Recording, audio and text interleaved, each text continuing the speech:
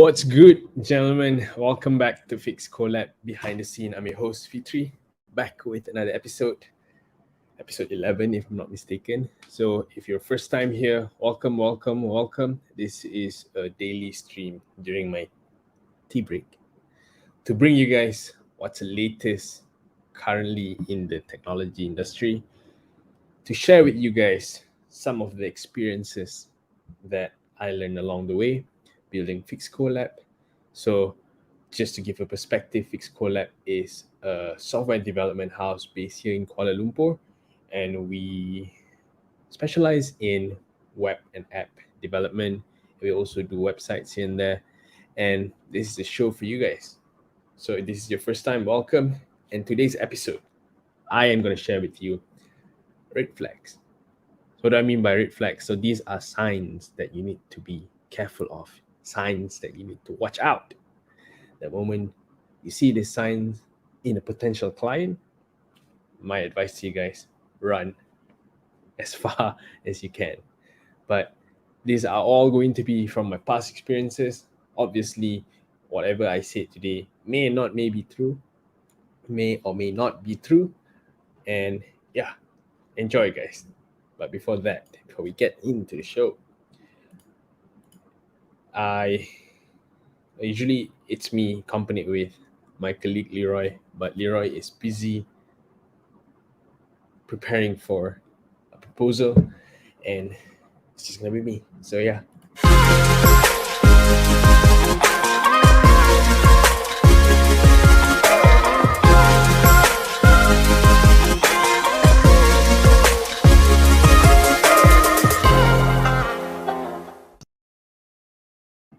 I realized something, guys.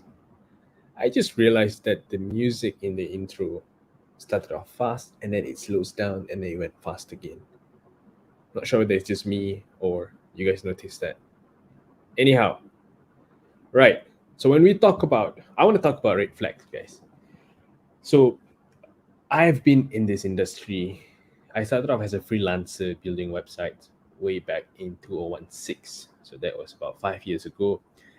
And then from freelance, I was able to grow into a small team grew into a slightly bigger team grew to what it is today. And obviously, it was not something that I intend to do. That's how life works. Like, I had no intention to be in this design and development industry, but somehow life got me here. I am a business graduate, now doing IT, not even a computer science, didn't know how to code. I somehow taught myself through the whole thing. And this journey of starting up something, obviously there was a lot of lessons, right? And if there's one thing that I could look back in the past 5 years and kind of share with you guys, because I'm trying to make every of this show as valuable as I can, right? So if you guys I know some of you guys who are watching are in the same industry, or you guys are freelancer, you guys run other agencies in the same industry, we probably have a lot of things to share. And these are the things that if you don't put out there, we're doing a disservice to the new guys, people who wants to enter this market, people who want to get their hands in this whole design and development thing, right? So I want to talk about that. Why is it important? So being able to understand, being able to spot these red flags will save you a lot of time, right? And when we talk about red flags, right, guys, it's very subjective. To a different people, a red flag could mean something else. So how I'm gonna structure this is, when you first start, there are a few red flags that if you want to avoid. But I'm not saying that you have to avoid this at all costs, because 9 times out of 10, when you first got into the market, you are probably going to just meet a lot of people. You're going to try a lot of things, and each of these things will have a lesson for you. So if you avoid this the chances of you learning is not going to be there. And this is what I see most people is afraid of. They are afraid of getting, for a lack of a better word, they are afraid of taking the punch in the gut. To them, hey, I want to operate within my boundary of comfort. I don't want to do things that is scary. I don't want to go places that will stretch me out. But we all know it's at that place that is outside of the comfort zone is where real growth happens. All right. So now let's imagine that you are a freelancer. The first ever red flag is people who want you to do things for free. People who tells you something like this. Hey, since you're new, I could be a test subject. Hey, you can test on me. Obviously, whatever he said, there's truth to it. You want to be able to get feedback of the market. You want to be able to gauge, okay, if I want to sell this service, how much should I charge? What's my worth? Do people see my service as valuable? But you don't do it to people who actually come to you and tell you that, hey, you can test on me. Because 9 times out of 10, these are the guys that want free labor. And when you actually go and say, yes, let's do it, the engagement will obviously start very, very fruitful, very, very nice. People, they're going to say all good things. It's making you feel all amazing. And then they will slowly rob you from your time. They will start requesting different things. They will start, getting you to do more. And the worst part is, because you agreed to not do it for any compensation, you will reach a point where you will start hating yourself.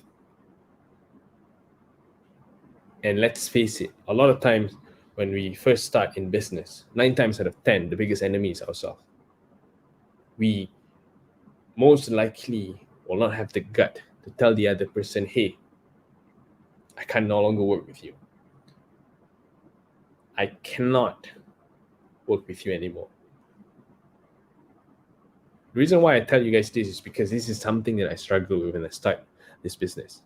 Is that I was a pleaser, for lack of a better word.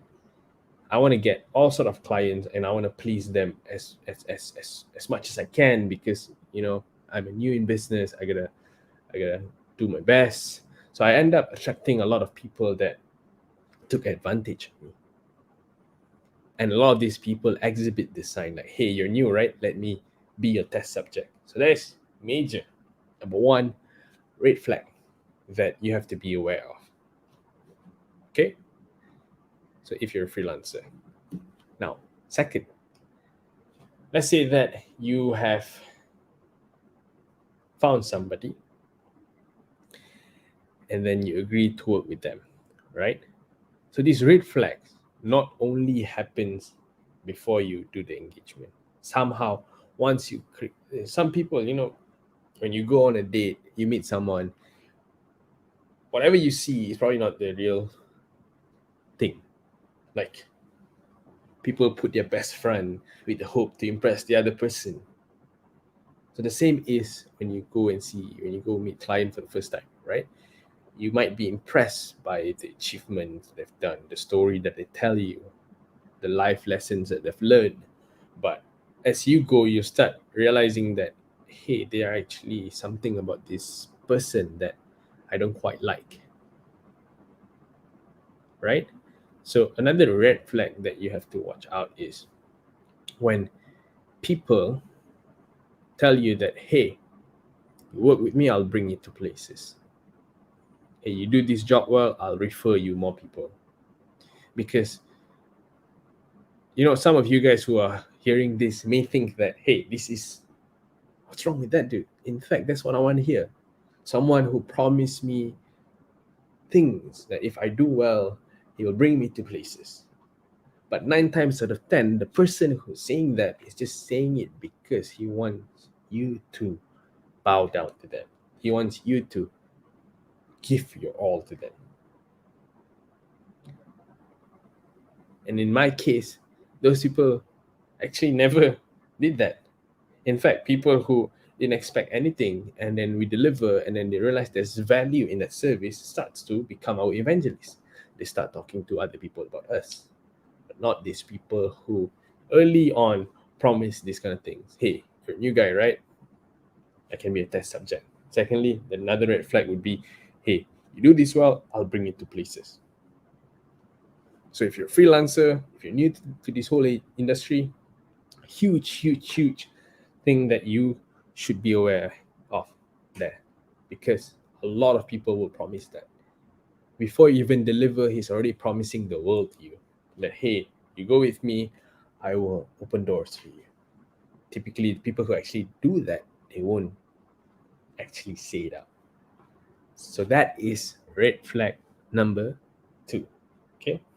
And as you grow, now that you have, let's say, you've been able to not been able to close some deals, right?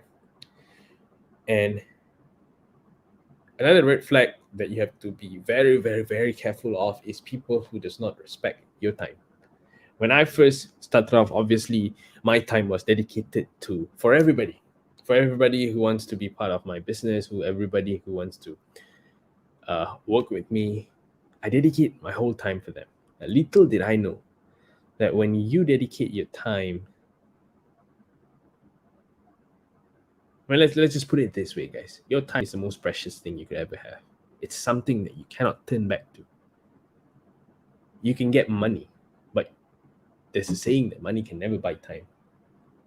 So if you spot people who does not appreciate your time, people who contact you at odd hours, people who doesn't understand that, hey, I've got family, I've got other commitments outside of this, run as fast as you can. Run, Forrest, run. Because the more you give your time to these people, it becomes sort of addictive to them. The more they want to take your time. So in my context, when I meet these kind of people, they want to meet every single week for trivial things, sometimes just for coffee, but I just want to meet. And that actually speaks a lot about their focus in life, their priority in life. Are these guys really running their business, or they just want to, waste the week not doing anything productive? So that is another thing that you have to watch out for. People who does not appreciate your time. There's a difference to people who contact you at odd hours, because I've met different kind of people, guys. There are people who I know works all the time, and when they contact you at odd hours, they'll tell you, hey, I'm just putting this out there. Please feel free to reply to me the very next day or whenever you see this. These are people who still respects your time, but at that point decides to contact you outside of your usual working hour because he just had to do it. Because probably, before things slip out of his mind, he wants to remind you. That is not a red flag to me. Okay. So that is number 3. I told you guys I'm going to share 10. There's a lot of it actually. But I'm just going to share another 2, guys. I don't want to take more of your time. Number 4. People who doesn't... This relates to number 3. People who doesn't respect your time. 9 times out of 10, they would request for changes. Now, when we talk about this industry, right, revision is something that is not clearly defined by a lot of people. Revision is something that a lot of guys don't like, right? And the good people, clients who understand. Let's talk about you guys first.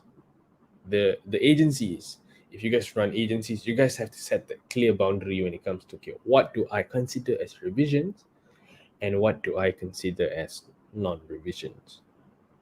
Because the last thing you want to do is client just want to change the color of the button from blue to red, and then you tell them, hey, there's actually $1,000 change. Because that is going to ruin people's perception about working with you. Because, dude, this guy is just stealing my money. This guy is robbing me. because every single thing I want to do, he's charging me for it. It's obviously the most extreme of things. But you want to set, you want to clearly define, hey, working with me means that you will have this period where you can revise things. And here's a tip, guys. When you build websites, when you build software, make sure the design is finalized first before you go ahead and build it. Make sure that the client agrees this is how the end product is going to look before you go ahead and program it. Because that is how you reduce the changes after the whole thing is done.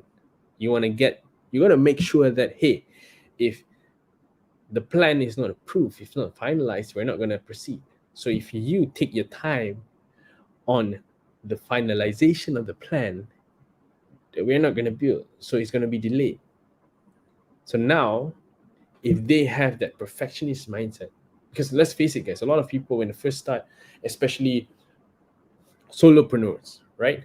Because we are so used to do things on our own, our perfectionist meter is off the roof. We want everything perfect. We want everything to the dot. Well, there's nothing wrong with that. But the only wrong thing about that is you could have gone way further had you not be so perfectionist compared to you being super perfectionist, because you're gonna waste a lot of time, right? So if the person is perfectionist, he will probably make use of that design phase to really change to this revision, to that revision, to this revision on design, and never actually get to a point where it can be developed. So all you have to do is just point it out to them. So it seems like you are revising a lot. Do you really know what you want? That will snap them out of that fact that, hey, actually you're right, I'm being perfectionist.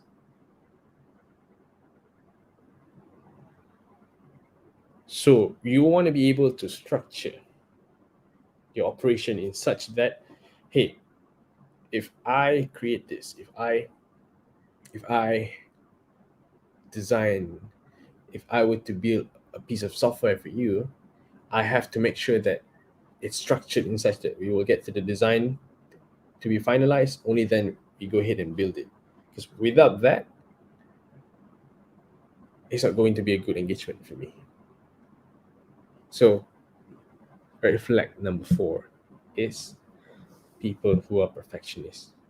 You'll probably start to understand along the way. If they start requesting for revisions after the design has been finalized, you can always fall back to them like, hey, look, the design has been finalized.